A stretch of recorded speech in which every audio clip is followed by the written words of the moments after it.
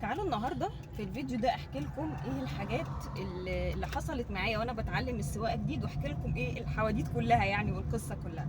الموضوع بدأ ان انا اول لما جيت اتعلم اتحطيت في ظروف، للاسف الظروف دي جبرتني ان انا لازم اسوق. يعني ما كانش عندي اي اختيار تاني خالص غير ان انا لازم اسوق. تمام، يعني خلاص محطوطه قدام امر واقع. المهم قلت ايه ساعتها اشوف اي مدرسه سواقه جنب البيت عندي. ما كانش لسه في بقى كم مدارس السواقه بتاعت الستات اللي موجوده دلوقتي. فقلت ادور على حاجه جنب البيت، لقيت مدرسه كده قريبه من البيت عندي وعلى بعد خطوتين يعني. المهم رحت وسالتهم الكورسات بكام وعرفت الاسعار والدنيا تمام، وكانت العربيه بتاعتنا موجوده، كانت مانيوال وقتها، والحوار ده ايه يعني من 2013. المهم رحت حجزت معاهم كورس، قلت انا هاخد كده ايه كام حصه تمام، وكده كده انا بس اعرف الاساسيات كلها ومش عارفه ايه، وبعد كده اروح بادئه على عربيتنا.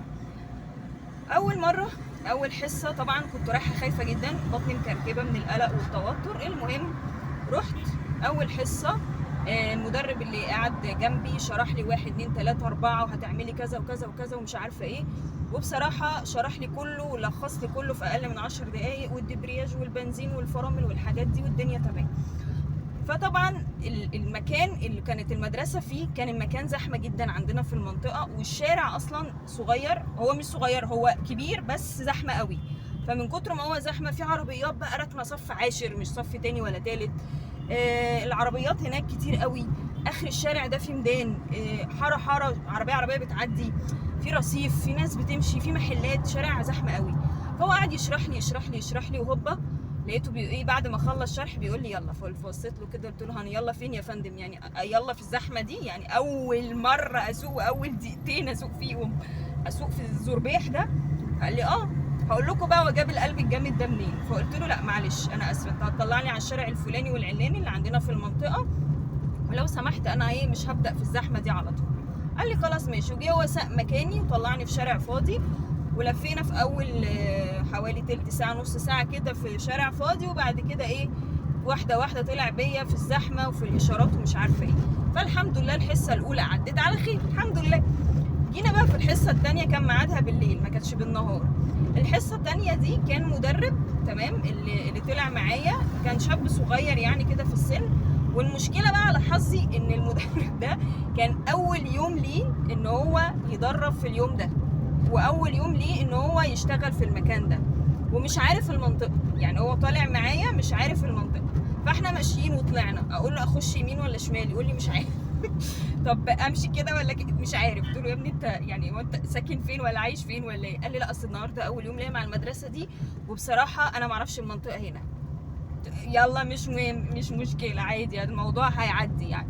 المهم فضلنا ماشيين شويه ولفيت بالعربيه وطلعت على صلاح سالم عند مسجد الشرطه لاجل حظ الهباب، وطلعنا. فطبعا انا لسه ما عملتش رخصه، والاستاذ المدرسه مطلعاه مش معاه رخصه العربيه، وكان في وقتها زي عزاء او في حاجه مهمه او فرح انا مش عارفه، بس المكان كان مغروس شرطه ولجان وشرطه واقفه وكماين ومش فاهمه في ايه. فراحوا موقفين على حظي بصوا تاني حصه ليا الشرطه توقفني.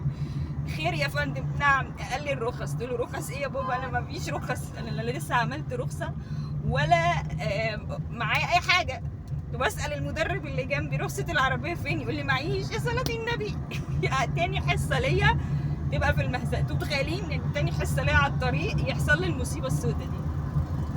فرحنا واقفين على جنب، والشرطه الظباط اللي واقفين قال له اقفي على جنب وبتاع. فراح هو متصل بصاحب المدرسه، جه في 10 دقايق كان جه وسلم على الظباط وهم عارفينه وعدونا. يعني شوفوا سخريات القدر.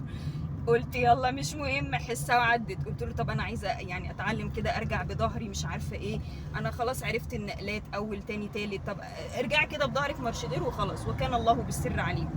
بس كده خلاص خلص الحوار. قلت مش مهم عديها.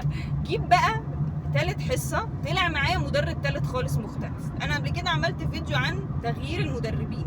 هو يفضل ان انت ما تقعديش تغيري مدربين كتير، ولو ده حصل هي حاجه ايجابيه وحاجه سلبيه. ايجابيه ان انت بتتعلمي من اكتر من شخص وكل واحد بيقول بطريقه فبتتعلمي من خبراتهم. السلبيه ان هي ممكن يعمل لك تشتت. انا بصراحه ما حصليش تشتت، بس كل واحد كان ليه طريقه، انا استفدت من ده واستفدت من ده واستفدت من ده. بس التالت اللي طلع معايا ده كان عصبي جدا، ونقله الغيار التاني دي كانت عامله له ازمه، فكل شويه يزعق لي انقلي على الغيار التاني، انقلي على الغيار التاني. فهو طول الحصه عمال يعلي صوته، فانا جيت على اخر الحصه كنت جبت اخري، جيت في الاخر قلت له ما انا جبت التاني اهو، ايه في ايه؟ ورحت معليه. الراجل اتخض واتصدم وفضل باصص لي كده. المهم قعد بقيه الحصه ساكت ومش عايز يتكلم، لان انا بجد كنت اتضايقت ان هو كل شويه يقول لي هات التاني، لسه يعني ببقى لسه على الغير، ما لحقتش اجيب، لسه ماشيه على الاول، يقعد يقول لي هات التاني، جبنا التاني يا سيدي. المهم برضو ما عجبنيش الطريقه او الاسلوب بتاعه المدرسه، كانتش مواعيدهم ملتزمين قوي، بلس بقى ايه حوار ان انا كل شويه يطلع معايا حد ده. فدي كانت حاجه بصراحه يعني ما استفدتش يعني ما استفدت طبعا كفكره الحصص، بس فكره ان انا اغير اكتر من حد بعد ما اتعودت على طريقه واحد، والتاني اللي طلع من غير رخص للعربيه والشرطه وقفتنا، والتالت كان متعصب شويه. بس قلت يلا يا بنتي مش مهم، المهم ان احنا نسوق، احنا محطوطين في ظروف ولازم اسوق يعني هسوق.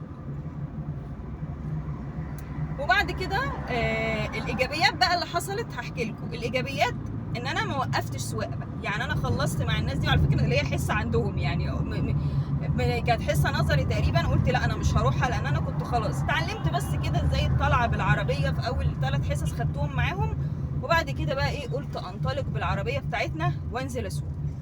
الحمد لله حاولت على قد ما اقدر اني امارس كتير ما وقفش، وحتى انا وقتها كنت لسه في الجامعه والدراسه دخلت والترم بدا ومش عارفه ايه، فكانت في ايام كان بيبقى عندي مثلا محاضرات طويله قوي ما كنتش بقدر انزل، واليوم اللي ما عنديش محاضرات فيه كتير او اليوم اللي ما عنديش فيه حاجه كنت انزل بتلكك باي حاجه، انزل الف كده نص ساعه، او كنت ساعات بروح في محل كده على اخر الشارع عندنا، اطلع على شارع هادي اخشه وبعدين ارجع تاني وافضل مستمريه، يعني ما وقفتش. اهم حاجه اني من الايجابيات لو انا ايام ما كنت بتعلم اني ما وقفتش. بصوا الخوف والرهبه ده كانت عندي، والله العظيم كان عندي رهبه رهيبه، وكنت وانا رايحه الجراج، في بيننا وبين الجراج شارع كده، وانا رايحه له كنت اقعد اقول يا رب والنبي يا رب الراجل يقول لي بتاع الجراج ان العربيه عطلت، يا رب طب البطاريه تنام، اي حاجه تحصل بس ما انزلش، برغم ان انا حابه، بس غصب عني، انت حابب الحاجه بس غصب عني ان ببقى خايفه بس. فطبعا كنت ببقى نازله وخايفه، بطني مكركبه، في اوقات كنت ببقى حاسه بتوتر وجسمي متلج ومش عارفه ايه، فلاقي الراجل راح مطلع لي العربيه، اقول يا دي الخيبه السوداء هضطر اسوق. وبمجرد ما بقعد الحمد لله خلاص بقى انا لازم اركز في الطريق وفي العربيات وماليش دعوه بقى بالخوف ده، ما هو لو فضلت خايفه مش هيحصل حاجه. بدات مره على مره بدات بقى ايه ان انا لما سوقت كتير وتعلمت ركنات ورجعت بظهري وعملت، كنتش لسه حتى عملت الرخصه، بس كنت بحاول ان انا اطلع بره على الطرق الرئيسيه، ان انا امشي وسطهم، كنت اطلع بقى في صلاح سالم والعربيات كلها بتجري على سرعات عاليه قوي، ما كانش لسه في رادارات، الكلام ده في 2013 لا كان في رادارات ولا اي حاجه، كله بيطير والطريق مليان حوادث، وانا بقى طالعه كتكوت صغنن جنبهم قافشه في الدريكسيون كده ماشيه على سرعه 40 والله العظيم، على 40 يعني 40 في طريق زي ده بطه بلدي، واخده يميني ومديه انتظار وماشيه بسرعه هاديه جدا جدا وماسكه اعصابي، وان انا ماشيه وسط وحوش يا جماعه، انا كنت ماشيه وسط ناس بتطير حرفيا، ولا هممني، انا عايزه انزل وسطكم يعني انزل وسطكم ولا هممني. الحمد لله الموضوع بدا يمشي سنه في سنه، الحمد لله الدنيا ظبطت معايا. فالايجابيات اللي نتعلم من هذه القصه ان احنا لازم نمارس كتير. السلبيات بقى ان انت اكيد وارد ان انت ممكن تحجزي مع مدرسه، تطلعي مع مدربين كتير، وارد تقابلي انواع من المدربين الكويس واللي يوصل لك المعلومه. والراجل الاولاني اللي زي ما قلت لكم هقول لكم في اخر الفيديو، هو قال لي اطلعي في الزحمه دي، وكان قلبه جامد ليه؟ علشان هو كان تحت رجليه فرامل. فاغلب المدارس يا جماعه لما بتيجي تعلم، المدارس اللي من النوع ده بيبقى ما عندهم فرامل، فهو بيبقى عادي يقول لك انزلي وسط الزحمه عادي، لان هو ضامن وعارف كويس قوي ان انا هينزلني في الزحمه وهو تحتيه رجليه فرامل.